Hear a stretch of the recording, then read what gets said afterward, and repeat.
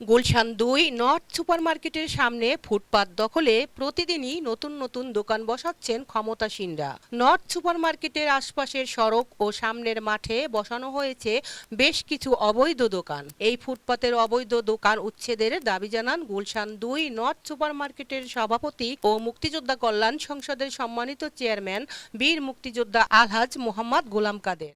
ফুটপাত অবমুক্ত মাতৃভাষা টেলিভিশনের ২ পর্বের প্রতিবেদনের প্রথম পর্বে তুলে ধরছি তার বিস্তারিত। গোলাম কাদের অভিযোগ করে বলেন, ছাত্রলীগ পরিচয়ে কিছু লোকজন ও আইনশৃঙ্খলা বাহিনীর কর্মকর্তাদের সহযোগিতায় ফুটপাতে দোকান বৃদ্ধি পাচ্ছে। গুলশান আবাসিক এলাকার ফুটপাত অবমুক্ত করতে জোর দাবি জানান ডিসিসি মার্কেট সমিতির নেতৃবৃন্দরা। এ সময় গোলাম কাদের মাতৃভাষা টেলিভিশনকে দেয়া সাক্ষাৎকারে বলেন, বিসমিল্লাহির রহমানির রহিম। সকল প্রশংসা আল্লাহর।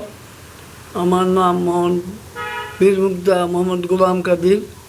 আমি ডিসিসি মার্কেটের দীর্ঘ 50 বছর থেকে মার্কেটে আসি সভাপতির দায়িত্বে, এবং পাশে যে একটা মসজিদ আছে ওই মসজিদে আমি সেক্রেটারি দীর্ঘ 50 বছর মসজিদটা করছি, প্লাস আজাদ মসজিদের ফাউন্ডার মেম্বার, লাইফ মেম্বার আমি।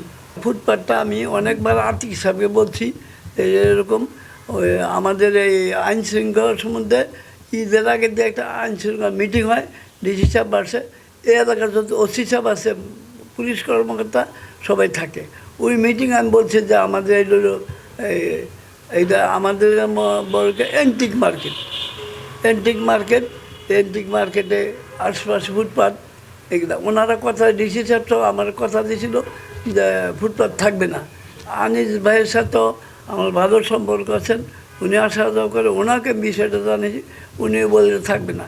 কিন্তু একদিন জটিকা সফর দিয়া ম্যাজিস্ট্রেট দিয়া লোকজনের খুব দাবড়ানোর পরের দিন আবার বসে গেছে, বিকালে বসছে, পরের দিন বসে, এবার কী স্যার বসে কী উঠে আমি জানি না।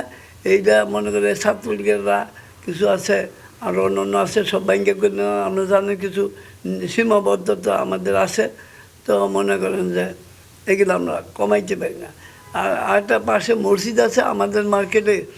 বিদ্যুৎ, অবৈধ বিদ্যুৎ সংযোগ কী করে পায় এই সমস্ত লোকে, আমার এটা প্রশ্ন।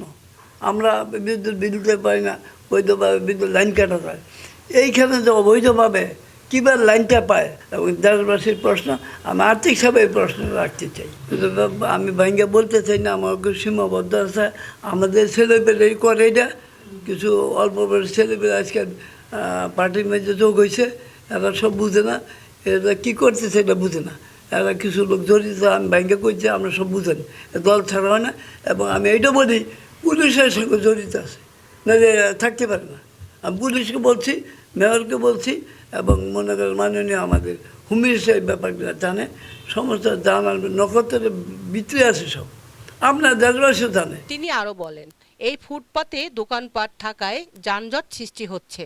আমাদের মার্কেটে ভিআইপি কাস্টমার আসা যাওয়া করেন, তারাও মার্কেটের আশপাশের ফুটপাতে দোকান থাকায় বিরক্তি প্রকাশ করেন। এবং রমজান মাসে মহামান্য রাষ্ট্রপতি মোহাম্মদ শাহাবুদ্দিন চুপ্পু ডিসিসি মার্কেটে মার্কেট করতে এসে মার্কেটের আশপাশের পরিস্থিতি, ফুটপাতে দোকানপাট দেখে বিরক্তিকর মতামত প্রকাশ করেন। গোলাম কাদের বলেন, ফুটপাতে যারা ব্যবসা করেন তারা আমাদের ভাই, তাদেরকে অন্য কোথাও ব্যবসা করার জন্য সুযোগ করে দিতে মাননীয় প্রধানমন্ত্রী ও মাননীয় মেয়রকে উদাত্ত আহ্বান জানাচ্ছি। মেয়র মার্কেট সুন্দর রাখবে, আগের মেয়র সুন্দর রাখছে, উনিও সুন্দর রাখবে, আর সেও সুন্দর চেষ্টা করে। তাকে মাঝখানে কিছু হয়, হয়েই স্বাভাবিক। জঞ্জাল নয়, একমধ্যে ভালো তো চলে না, ভালো চলে, মন্দও চলে। তো মন্দর দিকটা কম গিয়া ভালো বেশি হোক, এটা আমরা আশা করি। সমাজের বা রাষ্ট্রের উচ্চ পর্যায়ের লোকেরা এখানে মার্কেটিং, আমাদের কাস্টমারটা হলো ওই ধরনের, বুঝেন, আমরা তাদের সাথে কী ব্যবহারটা ওই রকম না করলে তারা আসতো না, আমাদের ইয়ে হইতো না। আমরা বলছি আপনাকে খুশি করে আমাদের পকেটের টাকাটা বাইর করে আমি নিয়ে আসি। সার কই, যারা সার করা দরকার সার কই, বাইক করা বাইক কই, এখানে মনে হয় জজ ব্যারিস্টার যা করে সারা বাংলাদেশে ক্রিম এটা।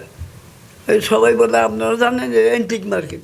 আর বিশেষ করে বিদেশি যখন আসে, বিদেশিদের আমাদের মার্কেটে মুক্তা, তারপর আমাদের অ্যান্টিকগুলা এইখানতেই বিদেশি বঙ্গবন্ধু নিজেও যখন থাকতেন তখন আমাদের মার্কেট থেকে এন্টিং নিতেন। আমাদের মার্কেটে একটা আর্টিস্ট ছিল, সাইবুল আর্টিস্ট, উনি বঙ্গবন্ধু ছবি আঁকছে, এই যে দেখেন এইলা আঁকা ছবি, আমরা সামনে থাইকা ওনার আঁকছি। আর আমার দোকানটা বিশেষ করে বঙ্গবন্ধু নিজে এই দোকানটা দিয়ে গেছে। এইটা হচ্ছে দেখেন সমস্ত ডেভেলপমেন্ট জুনিয়র আসে, তারা এগুলো পছন্দ করে না। তো তোমরা টেক কেয়ার করো, তোমরা ক্লিন করো, আমরা সহজে গাড়ি আসতে পারি, যাইতে পারি। আর যাদের গাড়িতে আসতে বাধা হয়, ধরেন আপনার সারা ঢাকা শহর জানেন, আমি একটা কথা কই, যা ঢাকা শহর যদি এই ফুটপাথ মুক্ত হয়, সারা ঢাকা শহরে 50% জঞ্জাট কমে যাবে। উনি আজাদ মসজিদে নামাজ পড়ছেন, তো আমিও ভাগ্যক্রম ওখানে ছিলাম, আমিও নামাজ পড়ছি। উনি দূরে থেকে আমাকে দেখছেন, দেখে উনি আমার কাছে আসছেন এবং আমার হাত ধইরা উনি বলছে যে একটা গর্বের কথা বলছে, আমাদের খুব আনন্দ লাগছে।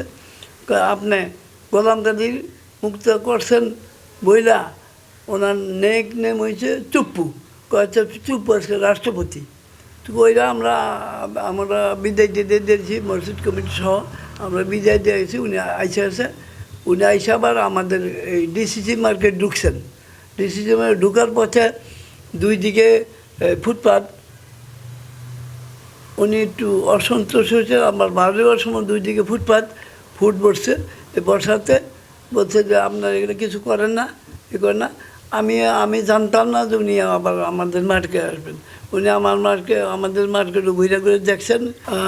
মুক্তিযোদ্ধা ভিত্তিক অনুষ্ঠান করি এবং মুক্তিযোদ্ধা এতিমখানা খুঁজছি। আপনার দেশবাসীর কাছে দোয়া চাই, মাননীয় প্রধানমন্ত্রীর সহযোগিতা চাই। আমরা সবসময়, আমি বঙ্গবন্ধুর লোকের চলা লোক, আমি সপ্তাহে 2 দিন বঙ্গবন্ধুর সাথে দেখা করতাম।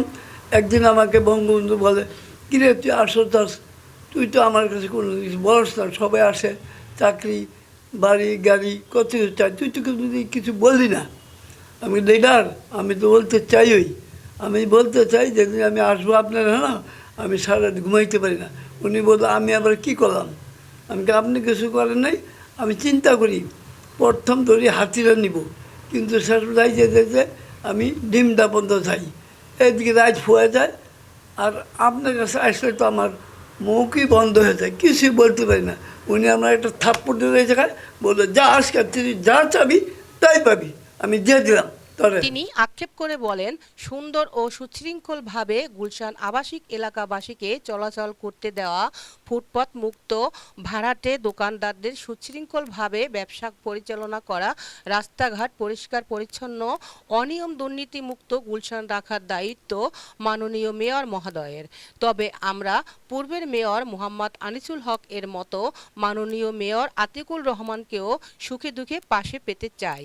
শাহিদ আক্তার পাখি, মাতৃভাষা টেলিভিশন, গুলশান, ঢাকা।